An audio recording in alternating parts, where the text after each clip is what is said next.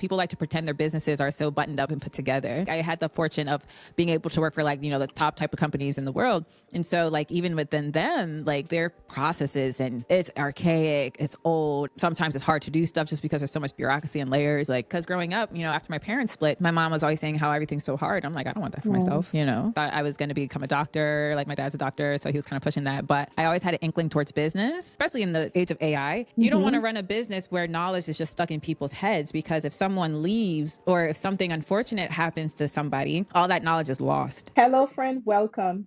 I'm your host, Carlene Cadet Francois with Florida Assisted Living Consulting.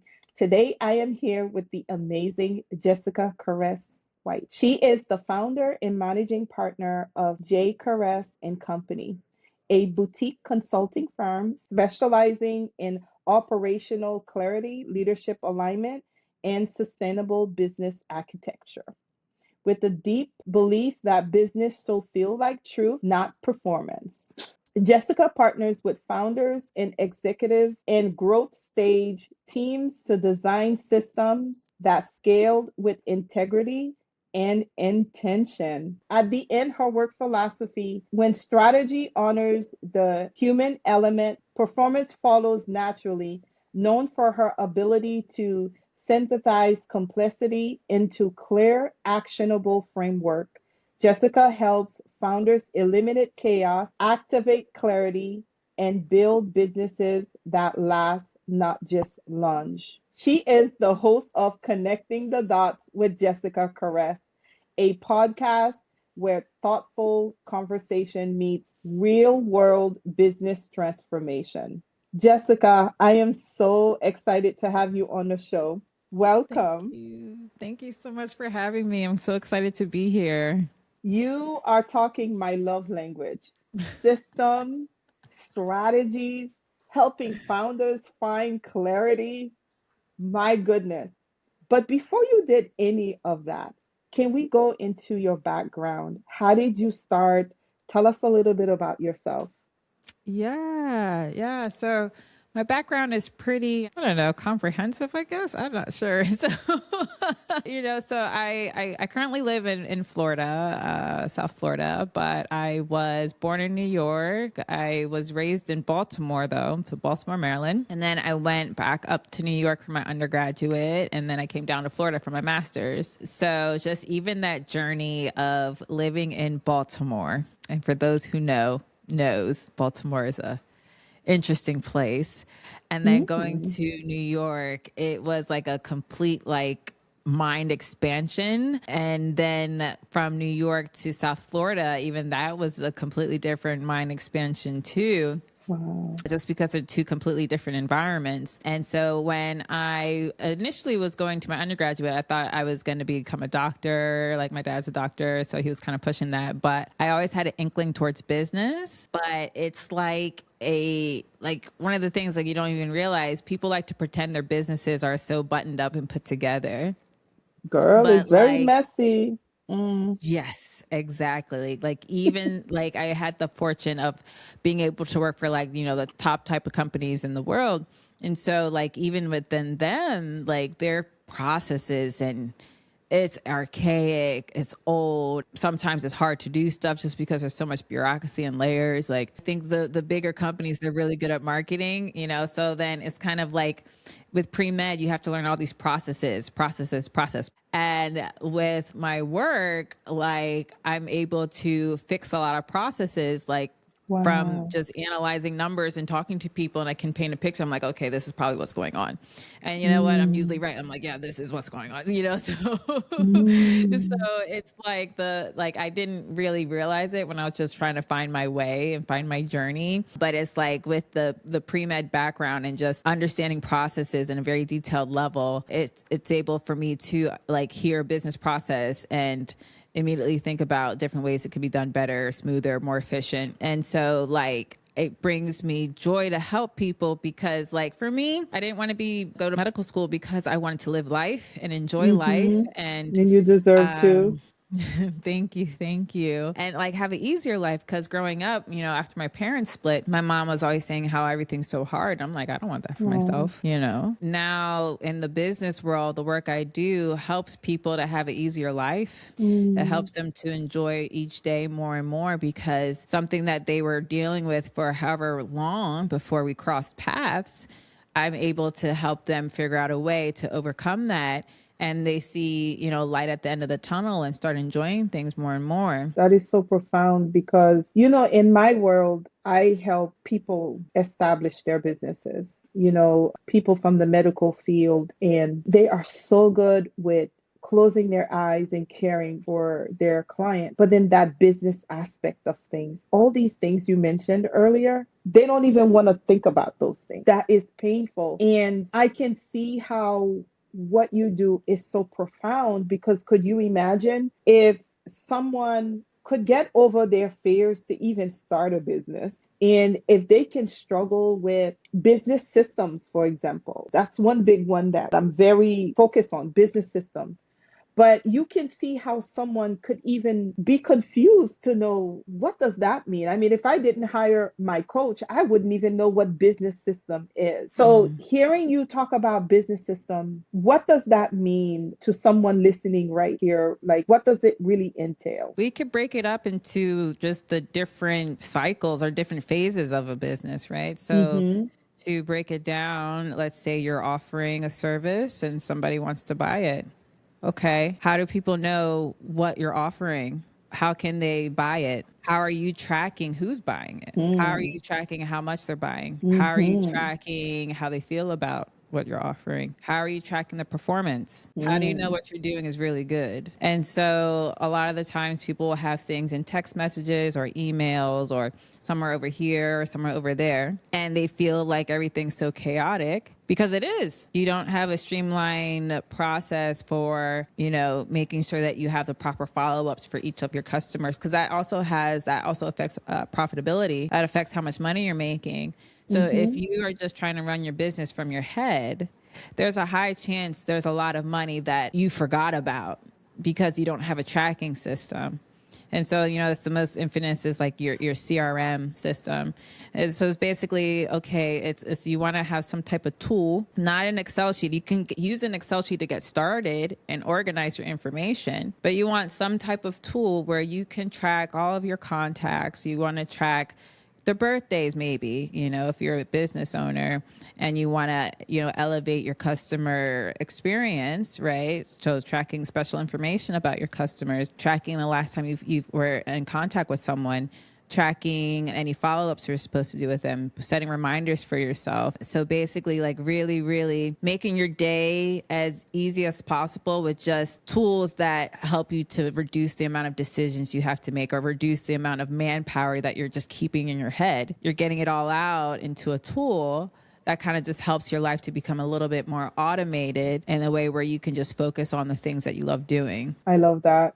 And sometimes getting into a different path could be scary. It was brave of you to say, the medical, I don't want to be a doctor. I want to go in this area and to listen to yourself with the things that you like because the pressure could be so hard. But then on the other side of overcoming that, you realize that you can help those same doctors to systemize their business in reality, allowing them to serve at an even bigger capacity because Yeah. the things that they used to be stressed about, you can bring them clarity. Because I will tell you, as someone who runs a six-figure business, multiple six-figure business, it could get crazy on the back end. Mm-hmm. Like talking about the chaos. And then when you hire teams who want to do what Yes. they want to do. Yes. The more people that you have on your team, the higher and more urgent it is for you to make sure things are clear on what they need to do, how they should do it, and making sure the systems talk to each other too. And it was an area that I struggled with because when I started my ALF, of course, I had teams, but then system in the back end, I think I was okay enough. But then when I transitioned from that to the consultation business where everything is in the cloud, where everything is online, where now I am serving so many people at once. And then Mm. now I have team members that I hire, and I have, like a system for them to use. But then I realize the system is not good enough, or they realize the system is Yes. not good enough, and they want to do their own thing. And I'm like, oh my God, I really need to get a good grip of this. At this phase, I didn't even know what a CRM was.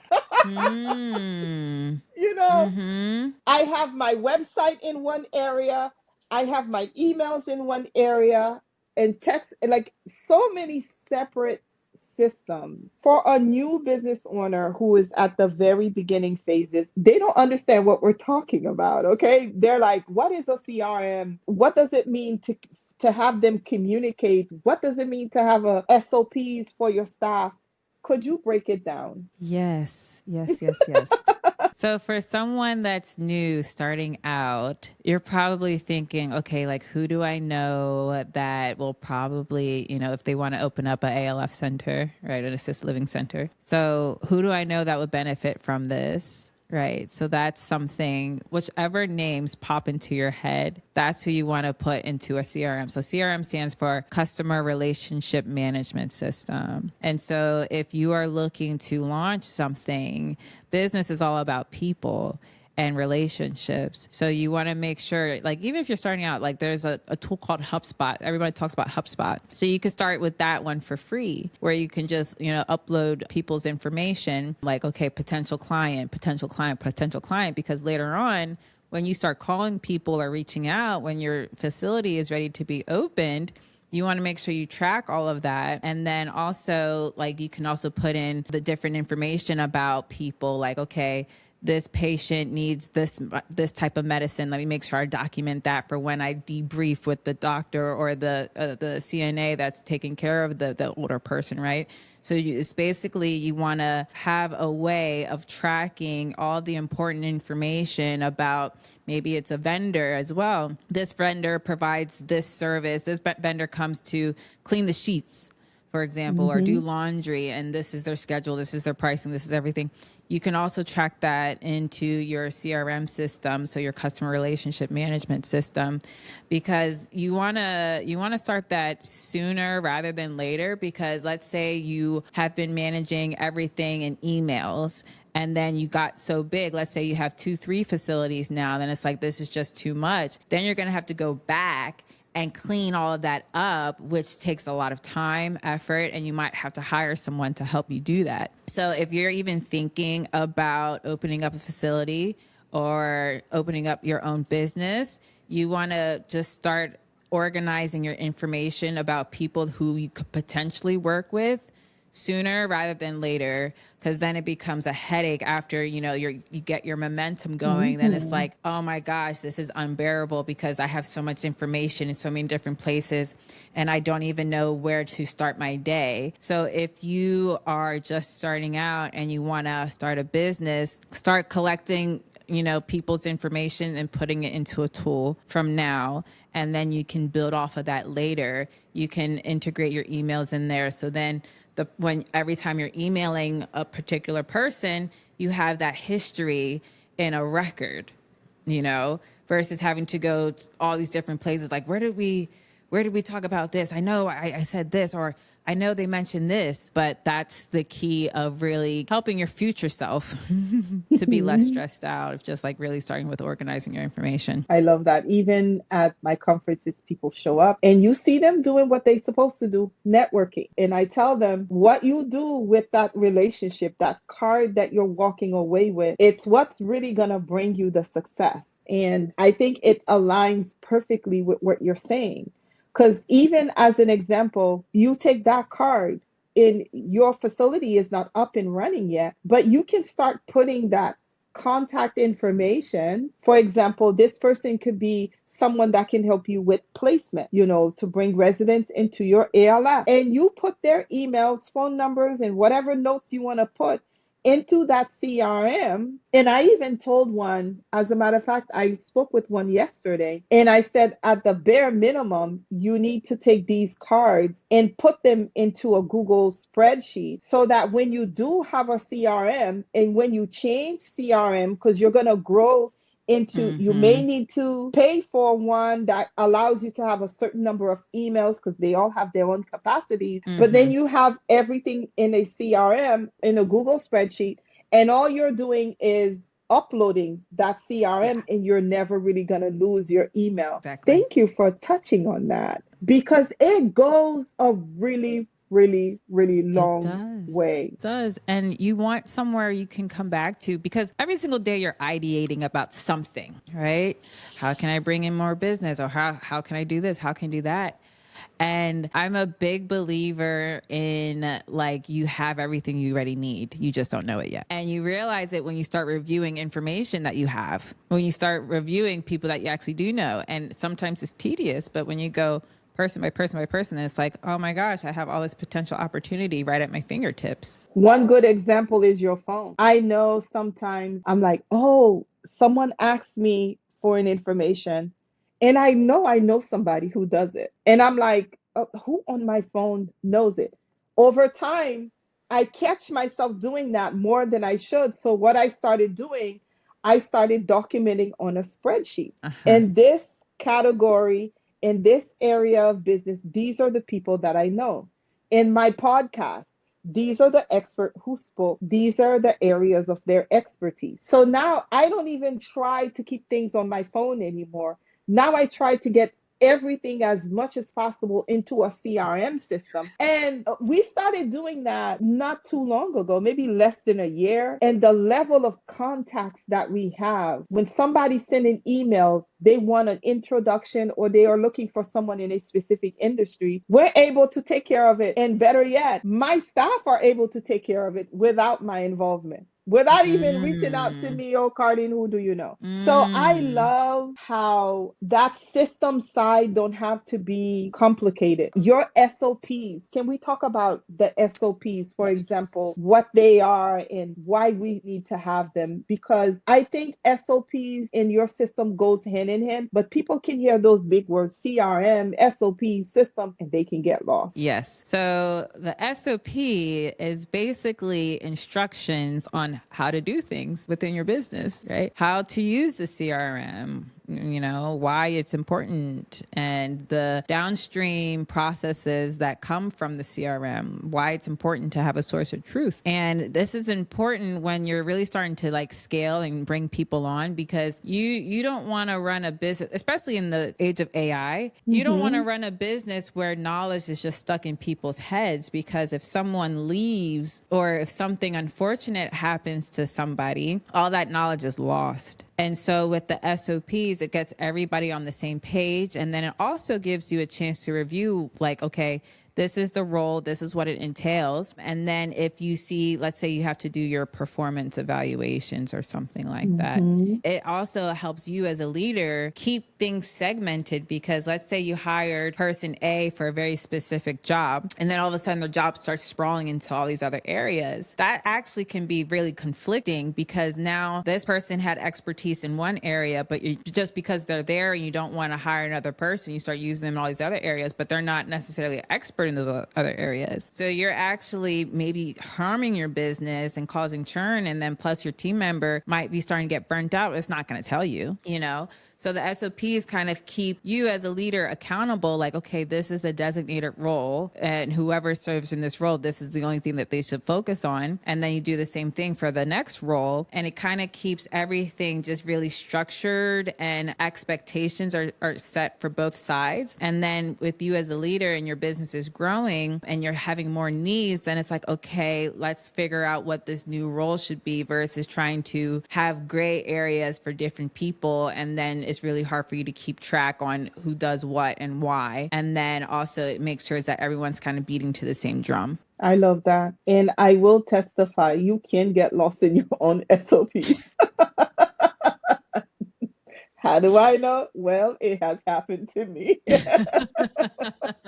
And you hired this person, you hired that person, and then you made some changes in between. You didn't update the SOP. A mess. Mm-hmm. So what I've learned to do is I've learned to have like a one sheet. It's just one piece of Google document that have all my SOPs for each title that I have in my business. And then I make it a requirement that when I'm changing something, I'm having a team meeting about it. Not only are we updating, like for Mm-hmm. example, 2 weeks ago, I decided to come up with a one-on-one coaching program for business strategy anyway. And I needed to open up more spots on my calendar, but then I have a calendar policy. So I had to, because it was Ah. painful the last time I didn't check myself first, go to the policy and see what is already established, because now the team is following that. And now I'm coming up with this new idea. I need to open up more time on the calendar. And I don't just want to start saying stuff without making sure that the policy for the calendar is able to cater to that. So Mm-hmm. as a leader, it also keeps you in check and bring reality to you, and reality will slap you in ways you may Mm-hmm. not always appreciate. But I can see how if you don't get these things in order, even when you have the SOPs, you can still get lost because you'll forget that you have a. Yes. But you know what makes it even greater now with AI? So let's say you use Google Gemini, for example.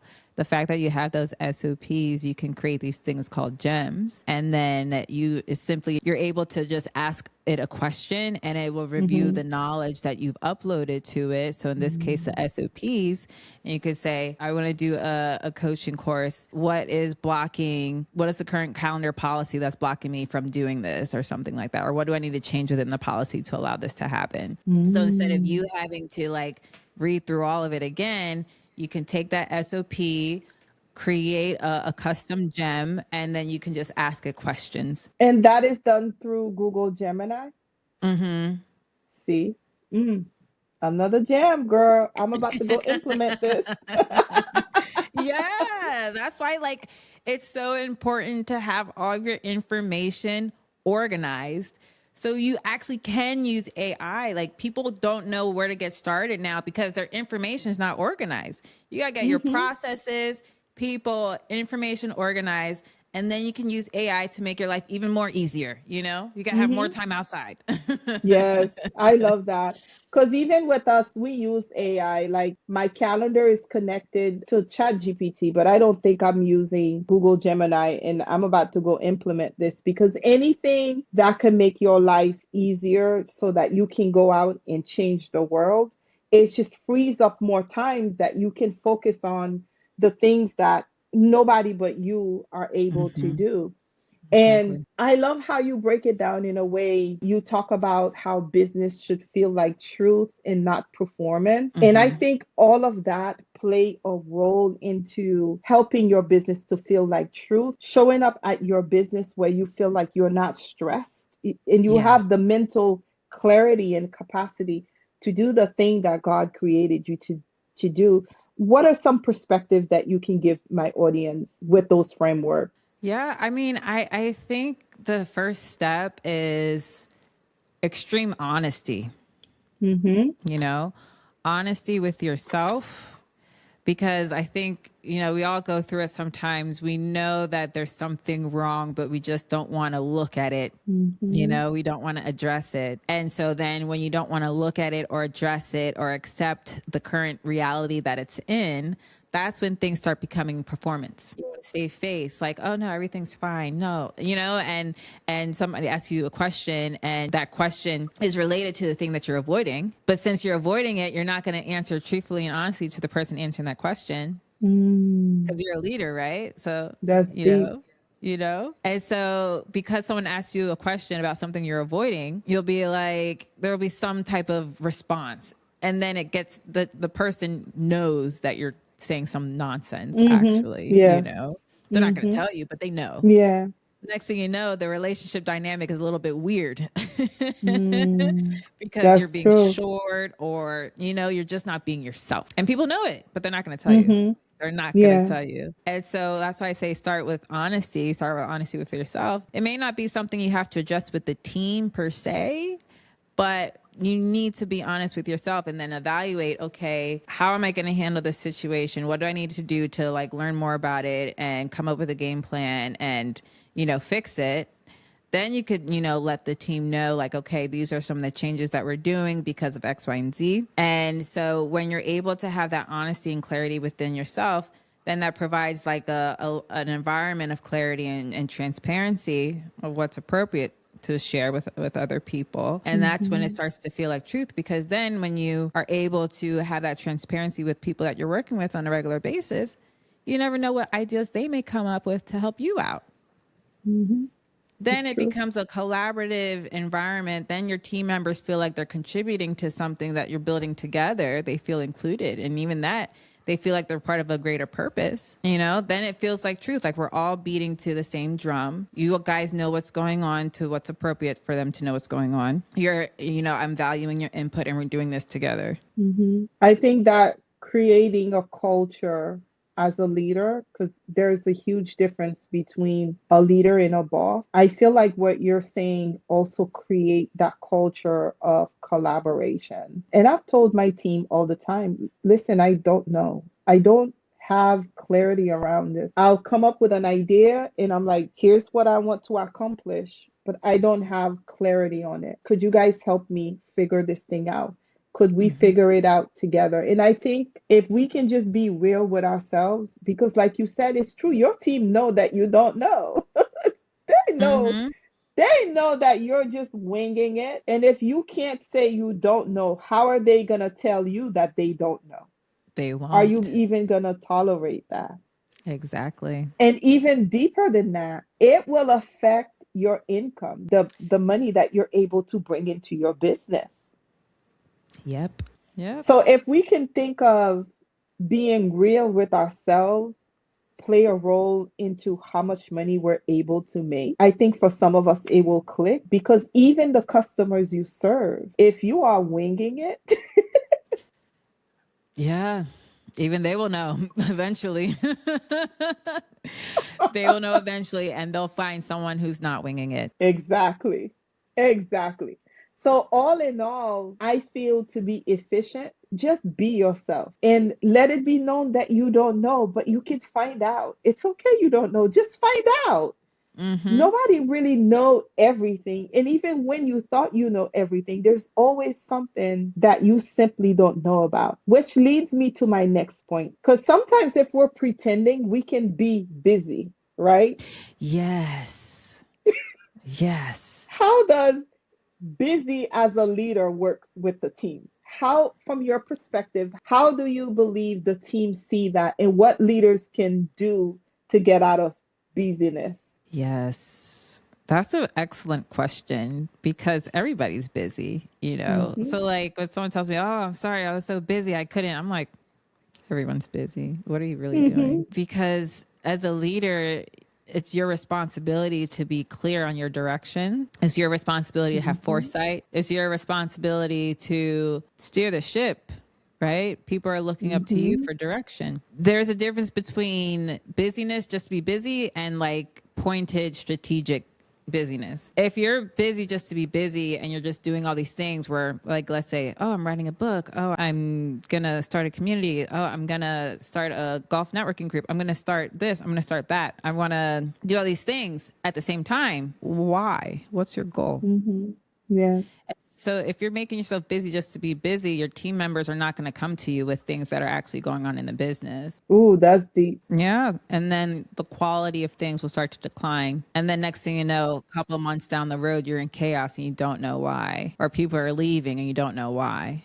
Well, that's because you're not prioritizing the right things. So if you, let's say you're busy and it's busy out of working on the number one goal for the year. Okay. All your other team members are going to be working on that too. So then it goes back to that collaboration where you and your team members are all equally busy. But since you're all working on the same thing, it brings cohesion. and actual progress. I mean, it's okay to be busy, but you want to make sure that you're busy on the right things. And then it's also your responsibility to make space for people to come to you.